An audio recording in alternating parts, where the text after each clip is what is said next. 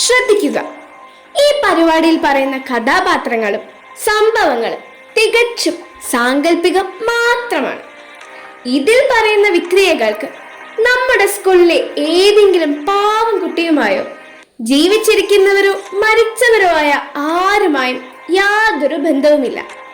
ഇനി അങ്ങനെ വല്ല ബന്ധവും തോന്നിയാൽ അത് കേവലം ഒരു അവിചാരിതമായ യാദൃച്ഛികത മാത്രം. ഹലോ ഹലോ ഹലോ കൂട്ടുകാരെ, നിങ്ങളുടെ സ്വന്തം ആർജി സൈനബയാണ്. ആ സിനിമ ഡയലോഗ് കേട്ട് ആരും പേടിക്കണ കേട്ടോ. സമയം രാവിലെ കൃത്യം 9:29. സ്ഥലം നമ്മുടെ കഥയിലെ സാങ്കല്പിക ലൊക്കേഷനായ മെയിൻ ബ്ലോക്കിന്റെ മുൻഭാഗം.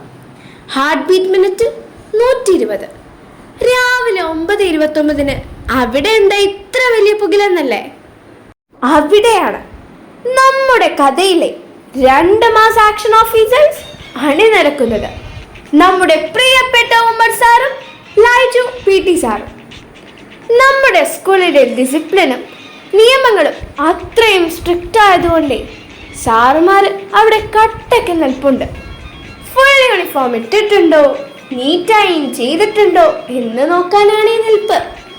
ഉണ്ടല്ലോ ID കാർഡ് കഴുത്തിലിടാൻ മടിയുള്ളവർ, ID കാർഡിന്റെ ടാഗ് പോക്കറ്റിൽ ഒളിപ്പിച്ചു വെക്കുന്നവർ, കൃത്യമായി ഇൻ ചെയ്യാത്തവർ, മുടി വെട്ടാത്തവർ, ഫുൾ യൂണിഫോം ഇടാത്തവർ, ഇവരെല്ലാം സാറുമാരുടെ കണ്ണ് വെട്ടിച്ച് ഒരൊറ്റ ഓട്ടമാണ്. എങ്ങനെയെങ്കിലും ഒളിച്ചും പാത്തും ക്ലാസ്സിൽ കയറിപ്പറ്റാൻ നോക്കുന്ന ഈ മിഷൻ ഇമ്പോസിബിൾ കളി കാണാൻ തന്നെ ഒരു പ്രത്യേക രസമാണ്.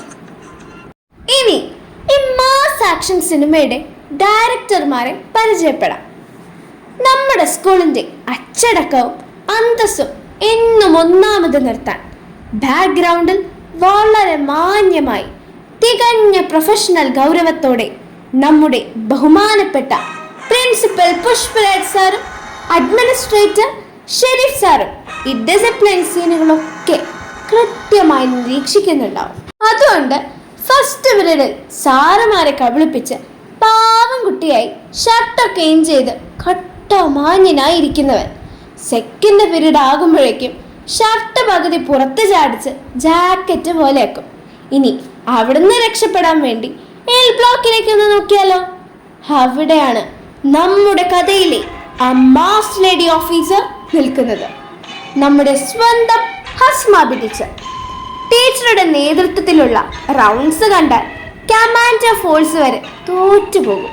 ചുരുക്കം പറഞ്ഞാൽ രാവിലെ തന്നെ നമ്മുടെ സ്കൂൾ ഒരു ഒന്നൊന്നര കോമഡി ആക്ഷൻ സിനിമയാണ്. അതുകൊണ്ട് ഇന്ന് നമ്മൾ അവതരിപ്പിക്കുന്നത് ഒരു സാധാരണ പ്രോഗ്രാം അല്ല. Model academy awards 2026. വർഷങ്ങളായി നമ്മൾ സ്കൂളിൽ കാണുന്ന ചില വിചിത്രമായ കഴിവുകൾക്ക് അംഗീകാരം നൽകാനുള്ള അവാർഡ് ഷോയിലേക്ക് ഏവർക്കും സ്വാഗതം. ആദ്യത്തെ അവാർഡ് നമ്മുടെ ക്ലാസ് മുറികളിലെ വമ്പൻ ചിത്രകലാകാരന്മാർക്കുള്ളതാണ്. The Leonardo da Vinci Descartes award. ഈ വേൾഡ് കപ്പ് സീസണിൽ നമ്മുടെ ക്ലാസ്സിലെ ബെഞ്ചും ഡെസ്കും കണ്ടാൽ തോന്നും അത് വലിയൊരു ഫുട്ബോൾ സ്റ്റേഡിയം ആണെന്ന്. അർജന്റീനയുടെയും ബ്രസീലിൻ്റെയും പോർച്ചുഗലിൻ്റെയും പേരുകൾ കൊണ്ട് ഡെസ്ക് മൊത്തം നിറച്ചിരിക്കുകയാണ്. അത് മാത്രമല്ല, കട്ട ചങ്ങാതിമാരുടെ പേരുകൾ, അതായത് ബെസ്റ്റീസിന്റെ പേരുകൾ ഹൃദയ ചിഹ്നത്തിന്റെ ഉള്ളിൽ വരച്ചു വെച്ചിട്ടുണ്ട്. ഇനി ഇത്തരം വലിയൊരു കലാപരിപാടി ഉണ്ട്. ക്ലാസ് നടക്കുമ്പോൾ സംസാരിക്കാൻ വേണ്ടി ഡെസ്കിന്റെ മുകളിൽ പെൻസിൽ വെച്ച് ലൈവ് ചാറ്റിംഗ് സംഭാഷണങ്ങൾ എഴുതി വെക്കും. അതായത് നമ്മുടെ ക്ലാസ്സിലെ സ്വന്തം വാട്സപ്പ് ഗ്രൂപ്പാണ് ഈ ഡെസ്ക്. അതുകൂടാതെ പരീക്ഷ വരുമ്പോൾ പഠിച്ചതൊന്നും തലയിൽ കയറാത്ത ചില വിദ്വാൻമാർ പരീക്ഷ കോപ്പി അടിക്കാനുള്ള സകല സൂത്രവാക്യങ്ങളും ഇക്വേഷൻസും ഡെസ്കിന്റെ മൂലയിൽ കുത്തിവെക്കും. പോരാത്തതിന് കോമ്പസ് വെച്ച് കുത്തി കുത്തി വലിയ വലിയ കിണറുകൾ പോലത്തെ തുളകൾ ഉണ്ടാക്കുക, വൈറ്റ്നർ വെച്ച് വിചിത്ര ഡിസൈൻ നടക്കുക. എന്തൊക്കെ കലാവിരുതുകളാണ്! ബഹുമാനപ്പെട്ട മാനേജർ അഷ്റഫ് സാർ പാവം എല്ലാ വർഷവും നമുക്ക് പഠിക്കാൻ വേണ്ടി ഈ ഡെസ്കുകൾക്കൊക്കെ മൊത്തം പെയിന്റ് അടിച്ചു തരുന്നതാണ്. പക്ഷെ നമ്മൾ വിദ്വാൻമാർ ഒരൊറ്റ മാസം കൊണ്ട് അതങ്ങ് ചുരണ്ടി കാലിയാക്കും. ഈ വിചിത്ര ഡെസ്ക് ആർട്ടിസ്റ്റുകൾക്കാണ് ഈ വമ്പൻ അവാർഡ്. രണ്ടാമത്തെ അവാർഡ് കാറ്റഗറി ബാത്റൂം ഒളിപ്പോരാളികൾ. ചില മിടുക്കന്മാരുണ്ട്. ഓരോ പീരീഡ് കഴിയുമ്പോഴും ടീച്ചർമാരോട് വന്ന് ചോദിക്കും, ടീച്ചറെ ഞാൻ ബാത്റൂമിൽ പോയിക്കോട്ടെ. ഇവരുടെ ഉദ്ദേശം ടോയ്ലറ്റിൽ പോകാനല്ല, ക്ലാസ്സിലിരിക്കാൻ മടി തോന്നുമ്പോൾ ബാത്റൂമിൽ പോയി ഒളിച്ചിരുന്ന് ക്ലാസ് കട്ട് ചെയ്യാനാണ്. പീരീഡ് തീരുന്നവരെ അവിടെ ഒരു ഒളിച്ചു കളി തന്നെയാണ്. ബാത്റൂമിൽ ഒളിച്ചിരിക്കുന്നവർ ഒരു വശത്താണെങ്കിൽ ബാത്റൂം വൃത്തികേടാക്കുന്നവർ തികച്ചും വേറെ ഒരു വിഭാഗമാണ്. ടോയ്ലറ്റിൽ പോയ ശേഷം വെള്ളമൊഴിച്ച് നന്നായി ക്ലീൻ ചെയ്യാതിരിക്കുക, ടോയ്ലറ്റ് സീറ്റിൽ മര്യാദയ്ക്ക് ഇരിക്കാതിരിക്കുക, പോരാത്തതിന് ബാത്റൂം ചുവരുകളിൽ പുതിയ വിചിത്ര ചിത്രരചനകൾ നടത്തുക. രാവിലെ ചേച്ചിമാർ കഷ്ടപ്പെട്ട് ക്ലീൻ ചെയ്യുന്നത് നമ്മളിങ്ങനെ നശിപ്പിക്കാമോ ചങ്ങാതിമാരെ? ഈ വൃത്തികേടാക്കുന്ന വിദ്വാൻമാർക്ക് ഞങ്ങൾ ഈ സ്പെഷ്യൽ അവാർഡ് സമർപ്പിക്കുന്നു.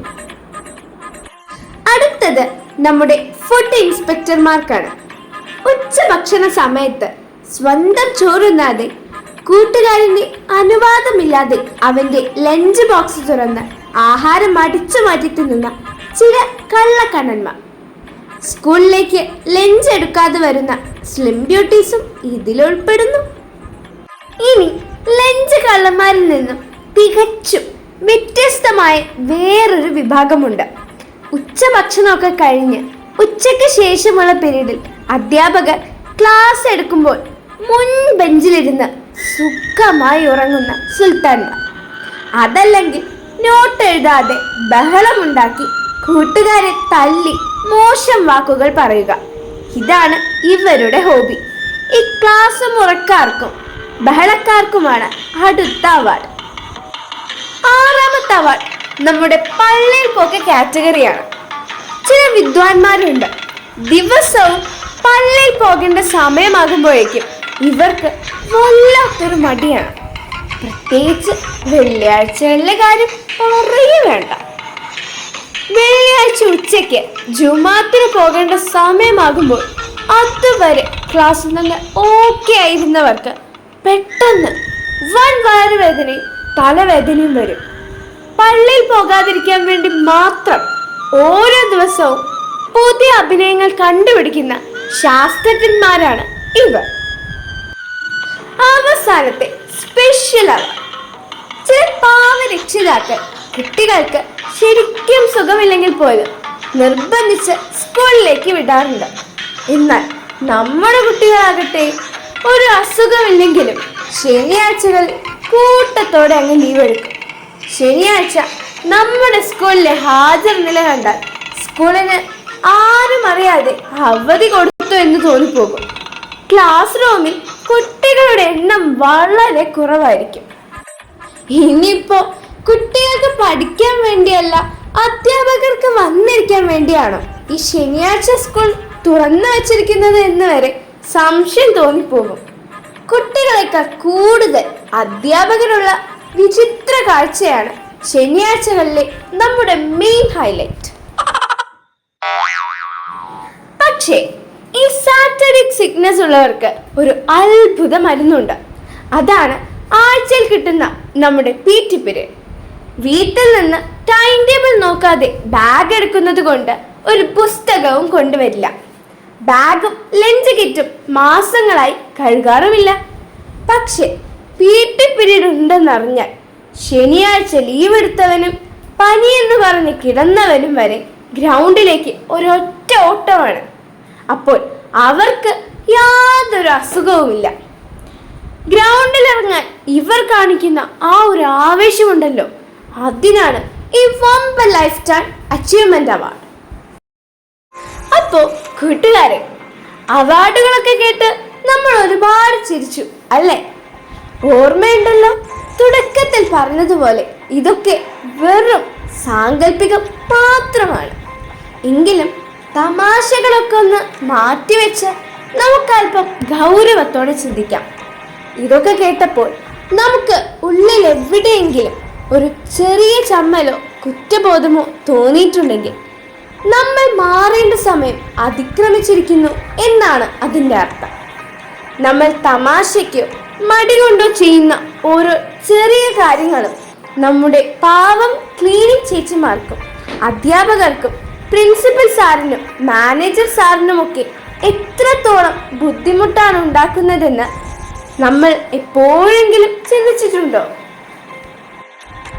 നമ്മുടെ യൂണിഫോം വെറുമൊരു വസ്ത്രമല്ല, അത് നമ്മുടെ സ്കൂളിൻ്റെ അന്തസ്സാണ്. ID കാർഡ് നമ്മുടെ അടയാളമാണ്. അത് വൃത്തിയായി ധരിക്കുമ്പോൾ നമ്മളിൽ ഉണ്ടാകുന്നത് ഒരു വലിയ ഡിഗ്നിറ്റിയാണ്. ID കാർഡും ടാഗും കൃത്യമായി ധരിക്കാൻ നമ്മൾ ശീലിക്കണം. രാവിലെ 9:30 മുമ്പ് സ്കൂളിൽ ഓടിയെത്താൻ അധ്യാപകർ പറയുന്നത് നമ്മളെ പേടിപ്പിക്കാനല്ല. ജീവിതത്തിൽ വിജയിച്ച ഏതൊരാൾക്കും ഒരു ടൈം മാനേജ്മെന്റ് ഉണ്ടായിരുന്നു. സമയത്തെ ബഹുമാനിക്കാനും പങ്ക്ച്വലാകാനും നമ്മൾ ഇവിടെ നിന്നാണ് പഠിക്കേണ്ടത്. ബാത്റൂമുകളും ക്ലാസ് റൂമുകളും വൃത്തികേടാക്കുമ്പോൾ നമ്മൾ നശിപ്പിക്കുന്നത് സ്വന്തം ആരോഗ്യത്തെയും കൂടെയാണ്.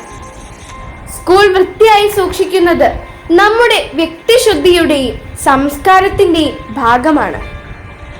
ഡെസ്കുകളിൽ വരയ്ക്കാനും കുത്താനും നമുക്ക് അവകാശമില്ല. ഈ ബെഞ്ചും ഡെസ്കും വരും തലമുറയ്ക്ക് കൂടെയുള്ളതാണ്. അത് കേടുപാടുകൾ വരുത്താതെ സംരക്ഷിക്കേണ്ടത് നമ്മുടെ കടമയാണ്. ഒരു കാര്യം ഓർക്കുക, അച്ചടക്കം എന്ന് പറയുന്നത് ആരെങ്കിലും കാണുമ്പോൾ മാത്രം കാണിക്കേണ്ട ഒന്നല്ല. ആരും കാണാത്തപ്പോഴും നമ്മൾ കാണിക്കുന്ന നല്ല പെരുമാറ്റമാണ് നമ്മുടെ ക്യാരക്ടർ. നമുക്ക് പഠിക്കാൻ ഇത്രയും നല്ലൊരു അന്തരീക്ഷം ഒരുക്കി തരുന്ന നമ്മുടെ ഈ മോഡൽ ഹൈസ്കൂൾ നമ്മുടെ രണ്ടാമത്തെ വീടാണ്. ഇനിയുള്ള ദിവസങ്ങളിൽ കള്ളങ്ങൾ പറയാതെ കൃത്യസമയത്ത് സ്കൂളിലും പള്ളിയിലും എത്തി വൃത്തിയുള്ള അച്ചടക്കമുള്ള നല്ലൊരു തലമുറയായി മാറാൻ നമുക്ക് ഒന്നിച്ച് പ്രതിജ്ഞയെടുക്കാം. പുതിയൊരു അടിപൊളി വിശേഷവുമായി അടുത്ത എപ്പിസോഡിൽ വീണ്ടും കാണാം. Keep smiling, keep shining. This is RJ Sainiva signing off from Model Talks.